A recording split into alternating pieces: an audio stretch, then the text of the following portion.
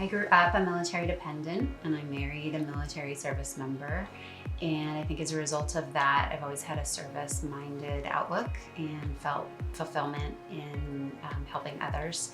When the opportunity came available to own iRescue, both my husband and I saw that that would be a good fit for us to work in a field about which we felt passionate and be able to give back in some way. One major highlight was us acquiring the microsoldering side of our operations. We purchased that from a competitor and have been able to integrate that with our current offerings and become a leader in the region for those types of repairs. I'd say a low point would just be navigating some of the challenges of the pandemic and supply chain issues, particularly recently with tariffs. But those challenges also make it interesting day to day.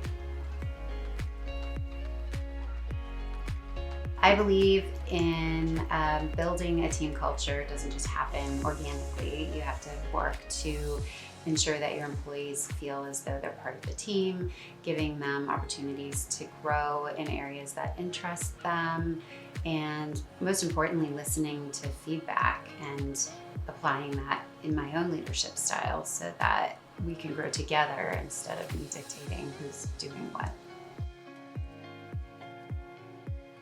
Leading an organization like this in technology in a primarily male-oriented field has been both challenging and rewarding. Oftentimes I'm the only female in the room, and that comes with a little bit of imposter syndrome. Do I know what I'm talking about? But I also bring a new perspective to a lot of meetings and a lot of brainstorming sessions that we have, and I think that that's been helpful. Without question, it's the people, both the people that work with us here at iRescue and the people that I get to interact with on a daily basis that are our customer base. It's really exciting to be able to solve a problem for them and keep them connected by repairing their devices and/or providing other opportunities for them to grow their own knowledge with regards to technology repair. Challenges when owning a small business really relate to the things that are competing for my attention. I mean, it can be anything from HR-related duties to finances to customer questions. So just balancing all of that and trying to maintain focus can be challenging. There are sort of some well-known prominent business leaders in the country that post on social media and stuff that I follow and learn a lot from.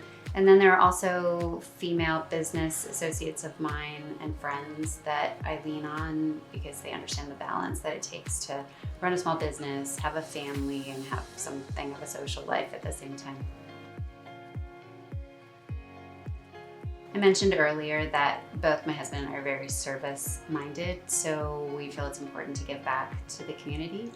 We donate to veterans organizations and support a local organization here in Kansas City that's dedicated to helping veterans who are struggling with PTSD, and that's important. We also have partnered with Operation Breakthrough, which is an organization in Kansas City, and with them we've been able to facilitate students earning their WISE Chromebook repair certification, which hopefully will prepare them for a career in technology if that's what they'd like to do moving forward. One word of wisdom that was passed on to me when we purchased iRescue and I became the CEO was that it's important to keep in mind that with regards to breaking the glass ceiling, the most important glass ceiling and the most difficult one to break is the one that's self-imposed. And again, speaking to that imposter syndrome, it's important to trust your gut and not be afraid to ask questions and learn from others who have gone before you, and to find your voice in a room full of other business leaders. A lot of times you can provide to the conversation a lot of value.